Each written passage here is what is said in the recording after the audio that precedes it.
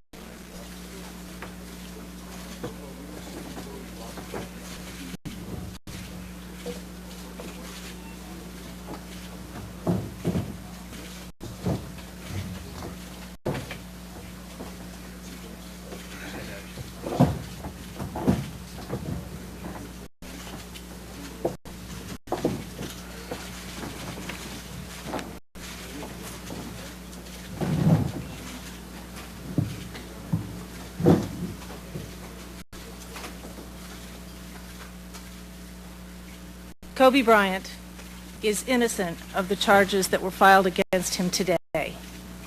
He stands falsely accused of an extremely serious crime, a crime that carries with it the potential of a life sentence.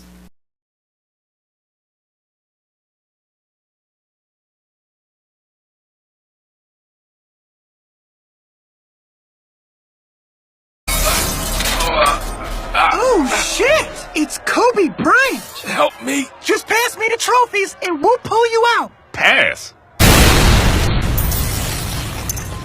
These were Shaq anyway.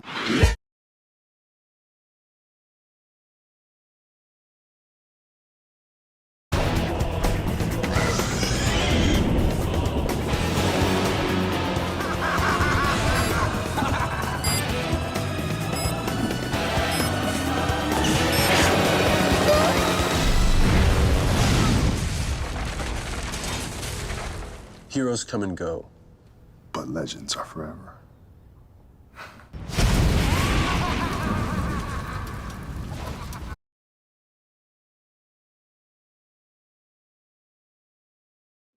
Which one did he sign? Oh, that one's both signed. of them. For years, WNBA star Lisa Leslie has had Kobe Bryant's jersey on display in her home.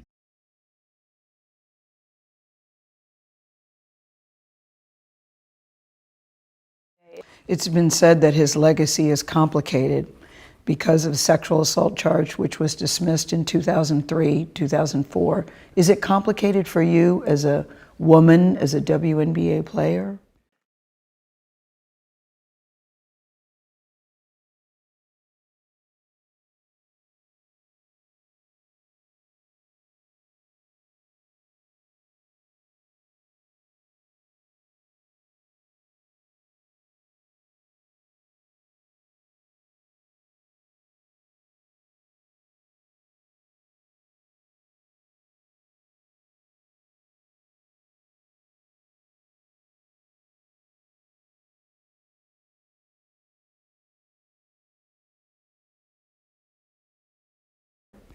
It's not complicated for me at all. Even if there's a few times that we've been at a club at the same time, Kobe's not the kind of guy, never been like, you know, Lisa, go get that girl or tell her or send her this. I have other NBA friends that are like that. Kobe's, he was never like that. I just never have ever seen him being the kind of person that would do something to violate a woman or be aggressive in that way. That's just not the person that I know. But Lisa, you wouldn't see it though.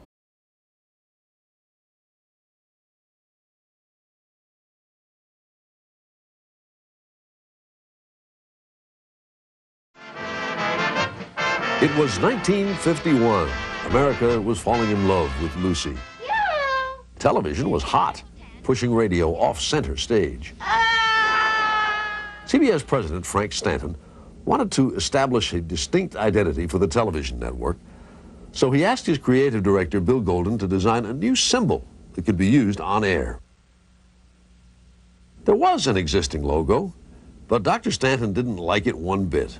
No style, he told Golden. Get me something new. The noted CBS designer Lou Dorfman was around back then. As the story goes, as I recall it from Bill Golden, in driving through Pennsylvania Dutch country, the Shaker bonds, many of them in that part of the world, have hex symbols painted on the barn, in many cases, an eye, an all-seeing eye, and to ward off evil. And in fact, Bill Golden indicated that the eye, the CBS eye, was inspired by what he saw in those buildings. Took it back home and it was cleaned up. I think Kurt Weiss cleaned it up and made it into the lovely thing it is today. Meet graphic artist Kurt Weiss. He drew the very first CBS eye logo, working with Bill Golden way back when. Kurt says Golden took his inspiration from an article on Shaker art in this magazine. The all-seeing eye was the dominant symbol in this Shaker inspirational drawing, done around 1850. It was about to become the dominant symbol for CBS. Bill Golden wrote that he took the eye drawing and two other proposals to CBS management. I can't report that any of them, including the eye, were received with uncontrollable enthusiasm by the group, Golden remembered. But Stanton liked it and chose it. See The Jack Benny Show on most of these same stations. In October 1951, the new symbol was introduced on air.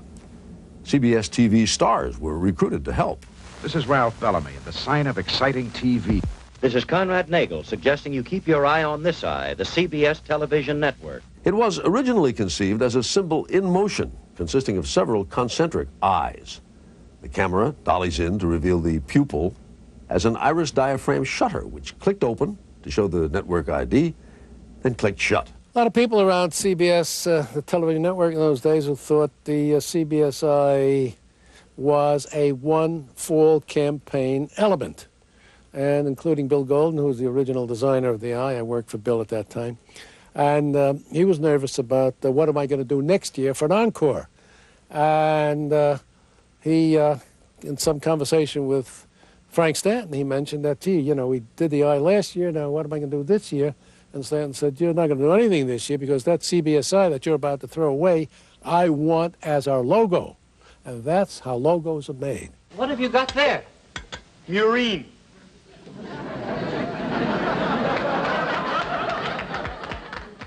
Beyond the TV screen, the eye was quickly adapted to a wide range of uses. In print with the company's signatures, on studio marquees, trucks, mobile units, cameras, theater curtains, on the exterior of our buildings, matchboxes, ashtrays, press releases, rate cards, booklets, and advertising. There has even been a CBS eye necktie. A straight tie, though. Alas, there is no record of a CBS eye bow tie. As his friend, you wouldn't see it. And that's possible. Mm-hmm. I just don't believe that. Mm-hmm. And I'm not saying things didn't happen. Mm-hmm. I just don't believe that things didn't happen with force. Is it even a fair question to talk about it, considering he's no longer with us and that it was resolved? Or is it really part of his history? I think that the media should be more respectful. At this time, it's like if you had questions about it, you've had many years to ask him that. I don't think it's something that we should keep hanging over his legacy. I mean, he went to it went to trial. Yeah, but it was dismissed because the victim in the case refused to testify, so it was dismissed. And I think that that's how we should leave it.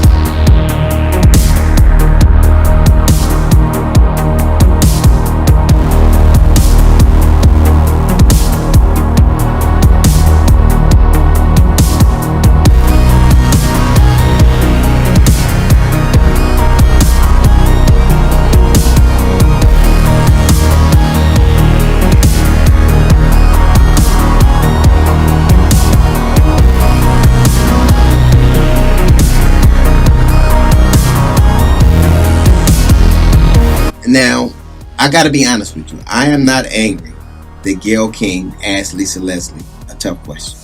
I'm not angry that she asked her a follow-up question. I think that it went a little far. I also think that I could imagine Gayle King and Lisa Leslie's position, where Lisa Leslie has to basically go on about her friendship with Kobe Bryant, much like Gayle might have to go on with her friendship about Harvey Weinstein. And I think that it would be about the same answer. They never did it around me. What I find disingenuous is that if you did it the right way, if you ask a tough question and you ask a tough follow-up question and you believe you were doing your job, your vocation is journalist.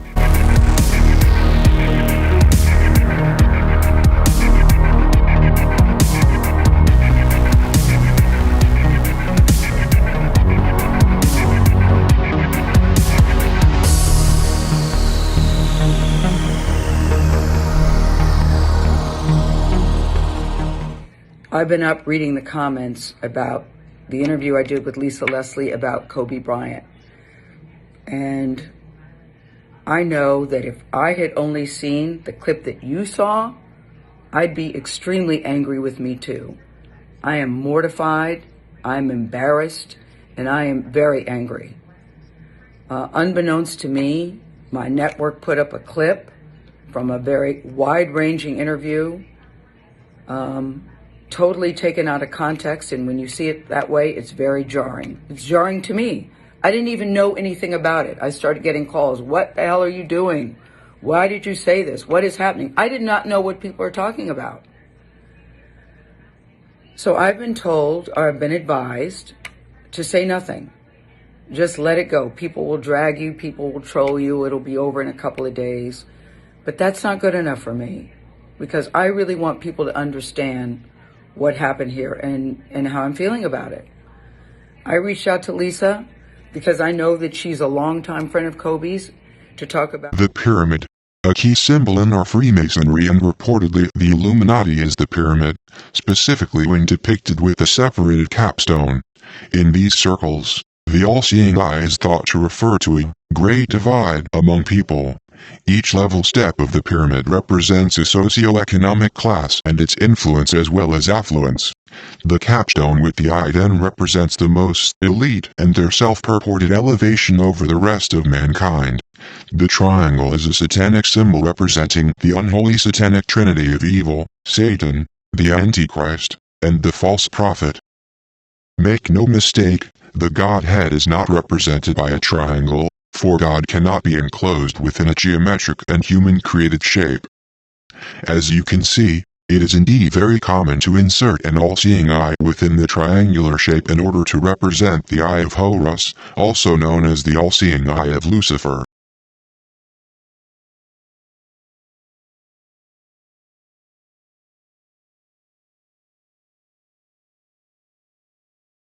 This is the Rumor Report with Angela Yee on Direct Breakfast Club. So listen up.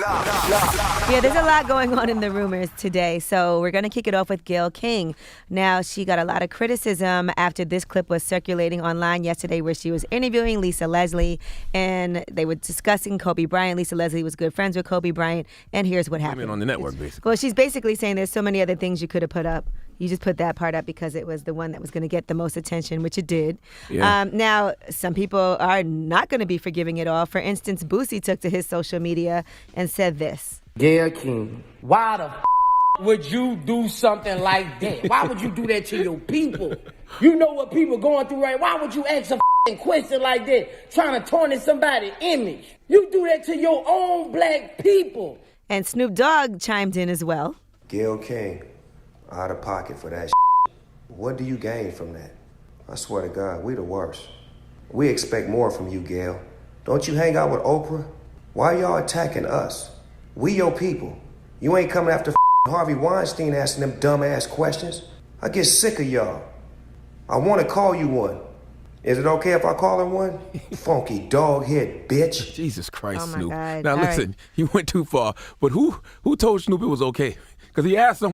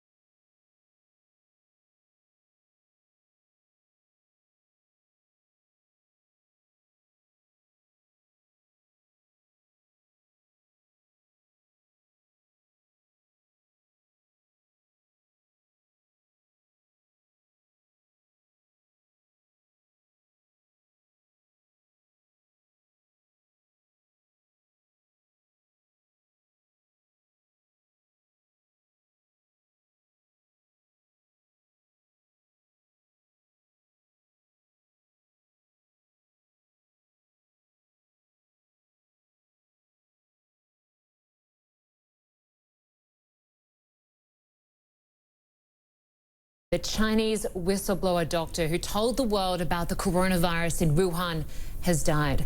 Our David Culver is in Beijing with more. David, this news obviously just coming to hand. A very young doctor there in Wuhan. You spoke to him earlier this week. Just explain what you now know. Linda, this is devastating. And my colleagues and I here in Beijing, we connected with him. In fact, you saw in that story that just ran, my producer Young, who's in the room here with me, he was the one who first made contact with him, and he wasn't talking to any foreign media at the time. Dr. Li Wenliang had become really well known here after, in late December, he was really inadvertently put out a message to some of his friends, his classmates from his medical school, telling them that something was going around that was similar to SARS. He said, be careful with your families, be careful with your loved ones. And that was it. He didn't expect that to go anywhere. Somebody screenshotted that. It went viral. His name was attached, and he got called into the health commission locally there in Wuhan. And they asked him how he got that information. Shortly thereafter, they started releasing more information publicly about the outbreak. And then they closed that now infamous seafood market. But that wasn't it. There was no praise for him. And in fact, there was the opposite. He got a call from police. Wuhan police called him in. They reprimanded him. They made him sign an affidavit of sorts that suggested that he was willingly spreading rumors, and he kept quiet for a while. For a few weeks, in fact, went back to work. And it was while seeing patients as an ophthalmologist that they believe he may have contracted the coronavirus, and he transmitted it to his parents as well. Well, what we've known since is that he is one of several doctors, in fact, they believe at least 8 altogether, who were blowing whistles here early on and trying to sound the alarms and trying to make sure that local authorities in particular knew what was going on. And this got all the way up to the Supreme Court here in China, which ultimately says publicly, Linda, that they support Dr. Li and all the other whistleblowers and what they did, and they criticized Wuhan police for reprimanding those whistleblowers.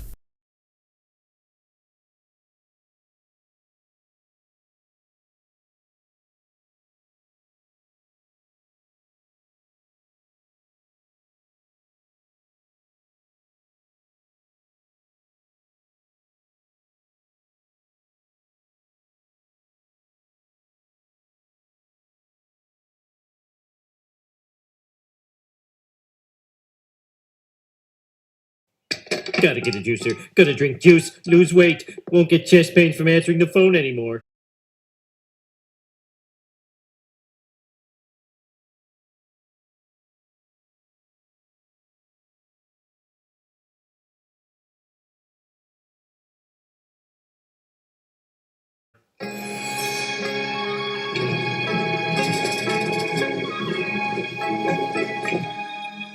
Please don't tell the supervisor I have the flu. I've been working with a shattered pelvis for 3 weeks. Oh,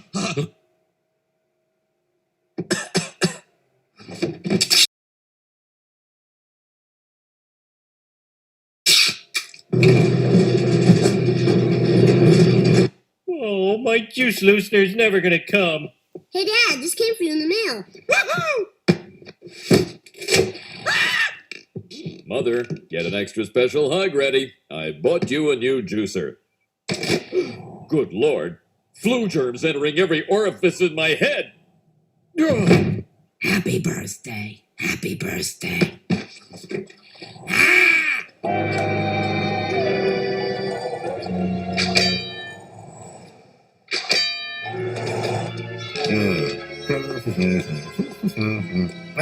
What the?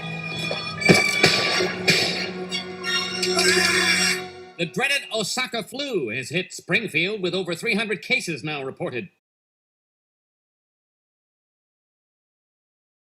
Now over to Arnie Pie with Arnie in the Sky. Route 401 is going around and around and around and around and around. And look out at the corner of 12th and Main because I'm going to be sick. Whoop. Okay, Mr. Sun, give me what you got.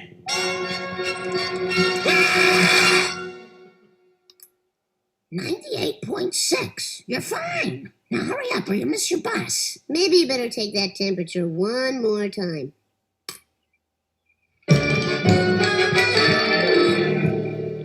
Sarge, we keep getting orders to let the virus win. Must be a school day. Lay down your arms. All right. Let's make some puffs. I am not a conspiracy theorist. I am a pastor that see the wolves, and I am warning you from the rooftop where they at, and they right here in front of you. Cut it off. The wicked will receive their reward at the coming of King Jesus. Peace.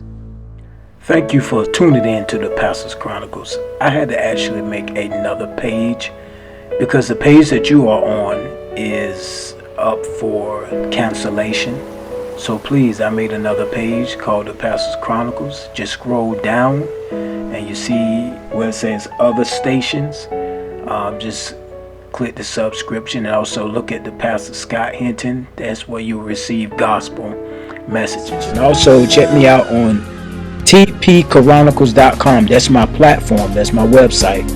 So you can enjoy more of truths and read articles and things of that nature. Alright. And you can also go to my church website, amcministries.com. amcministries.com. And it's kind of like my gospel channel. It goes a little deeper with Bible study. So subscribe to that too. Alright? Peace.